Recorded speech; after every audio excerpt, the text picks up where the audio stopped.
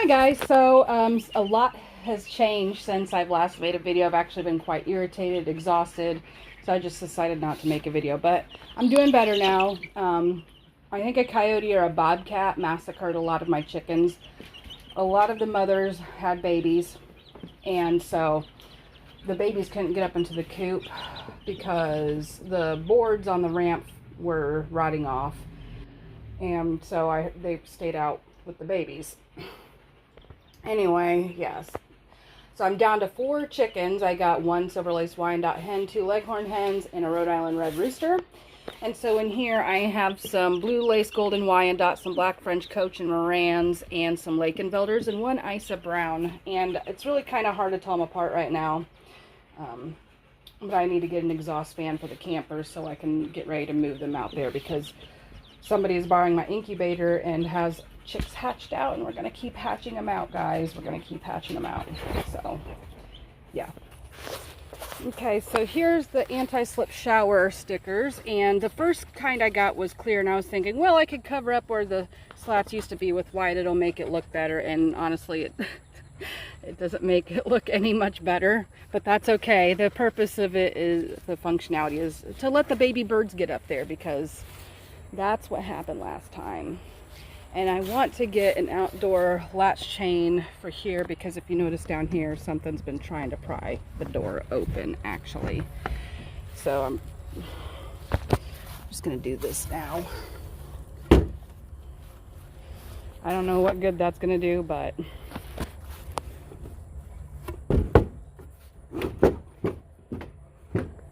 and hopefully that helps. Anyway, let's move on to a garden tour, because I've got a lot going on out here. Look at this. I've got squash growing up my fence here. And I already went squash bug hunting today, so there shouldn't be hardly any of them ugly critters. And something's happening to some of my squash, and then some of my other squash are doing better, so I decided I'm going to just save the seeds out of my good producers this year. And a lot of my tomatoes, like my black Krim slicer, just ripened, so I want to save seeds from those, save seeds for my spoon tomatoes, because I have no more seeds of those. And here's my 1 Scarlet Runner bean that I'm growing for the sole purpose of seed harvesting. They're getting ready to bloom, and I've never seen Scarlet Runner bean blooms in person. Say that 10 times fast. Okay. So this is what I'm talking about. Some stuff's going on with some of my squash, and the other it's not. I've been watering it pretty good the past couple days just because of how hot it's been. And maybe this variety is more prone to disease and wilt and stuff like that than the other. So that being said, that's why I'm choosing to save seeds from the stronger plant. And then I've already harvested the basil once. And then this is an early girl. And clearly it's not the earliest, because my San Marzano has already ripened, and I picked a black Krim today, and look at the size of these black Krims. Now they say pick them when the shoulders are still green, but this is as dark as the other one I picked earlier. And then lay it upside down on the counter to finish ripening. So that's what I'm going to do. I've harvested a bunch of these Husky Cherry Red Bonnie's cherry tomatoes. The Cosmos just look sad. They're growing wonky, and I don't know, man.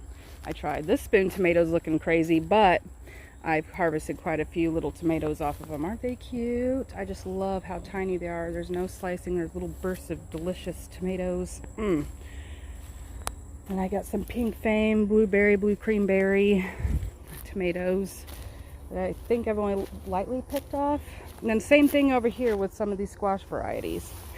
Oh crap, I didn't squash bug hunt over here yet today. Well,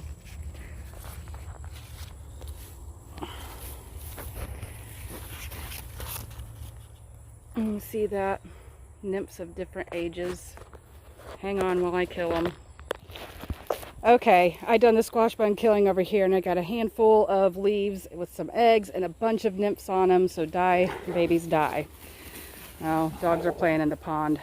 Well, not in the pond right now, but they were, which means it's going to be bath night. And then I got some Swiss chard growing there.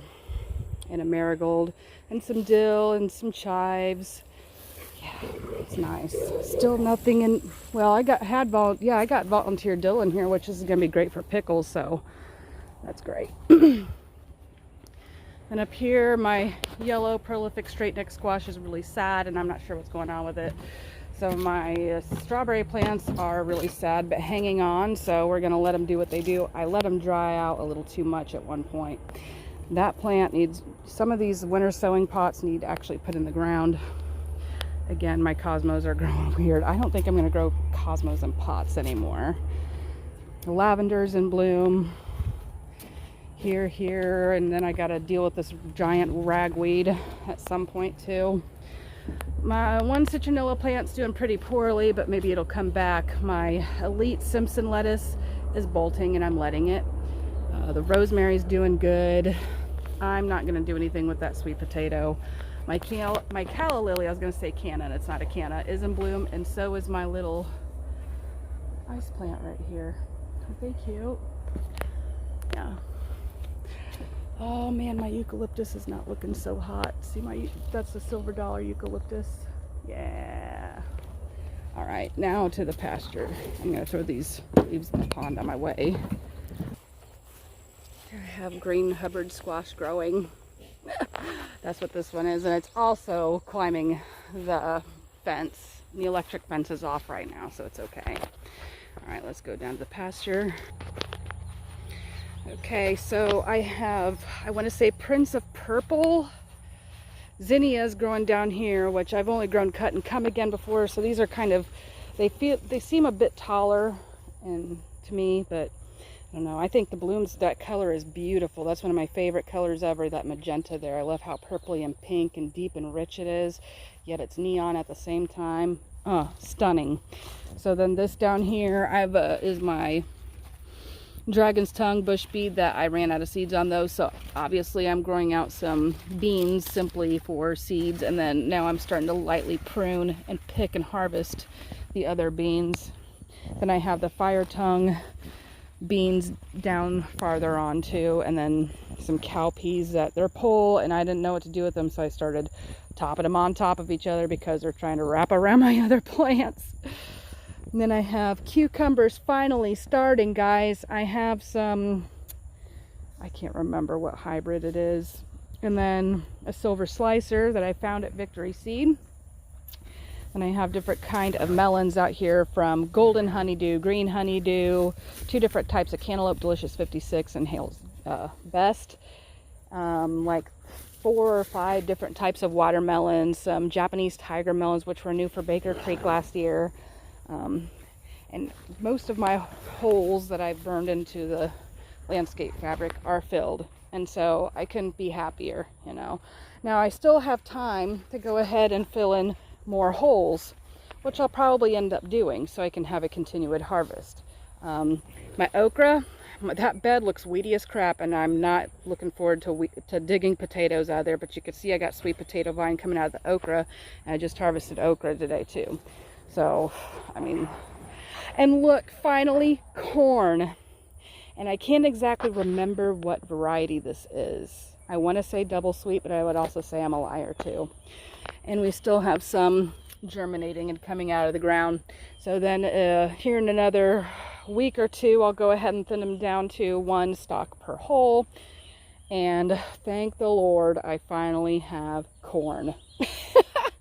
I think this is the 5th time I've put corn seeds in the ground this year, and it's finally growing. But this is a pretty short variety. It's not the bantam one that you might be thinking of, but I'll find out later and let you know. So yeah, the potato part. Stuff's growing in there. It's gonna be scary. All right, over here to the least scary part. In this row, I still have room to plant more bush beans. I think I've put the seeds in the ground there 4 times this year, and they just keep flushing away this year. So I'm going to wait till after a rain this time, which should be tonight, and put more seeds in the ground. But I'll check out the forecast before I bank on that. So I got some That's a Rutgers, so that's going to be semi-determinate. It's not handling. The mule we had out here, he was a Henny actually, so I can't remember who's the mother and who's the father, but bought him for $100. That one's not quite ready yet. The shoulders are still pretty green. I'm going to go ahead and pick it though because I got others on the counter ripening. And it's already off the vine.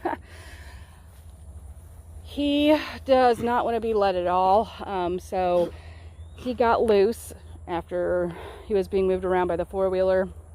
He broke the lead rope that he was tied to, and he was actually tied to like 2 or 3 lead ropes, so he had room to move around the pasture, and he got moved every day, right?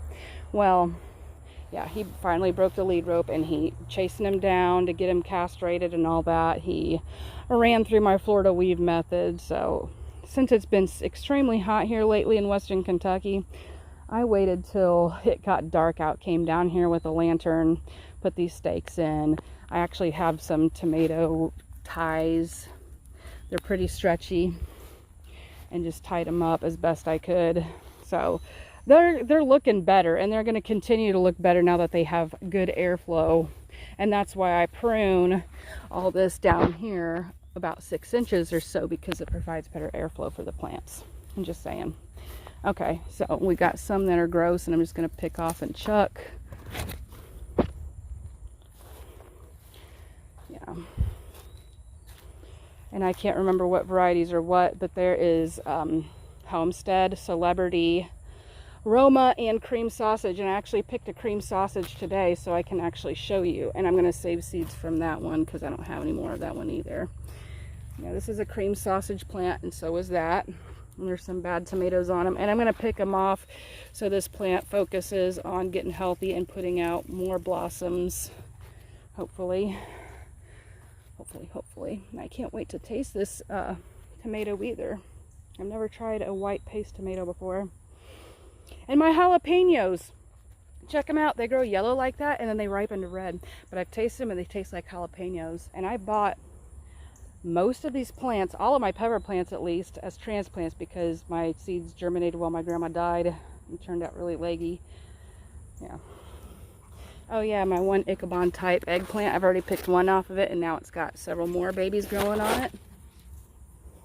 And then I've got a super chili pepper down there that's supposed to be a good substitute for cayenne pepper. And then I got serrano and a couple different types of bell peppers down there. I got like Golden Bell, California Wonder, can't remember the other one. Anyway, so that's all the updates for now. I really need to weed my garden beds, but it's freaking hot right now, so this is more important. This is food, so that's where my focus has been. Anyway, thanks for stopping by for the update. I love you, and so does Jesus. God bless.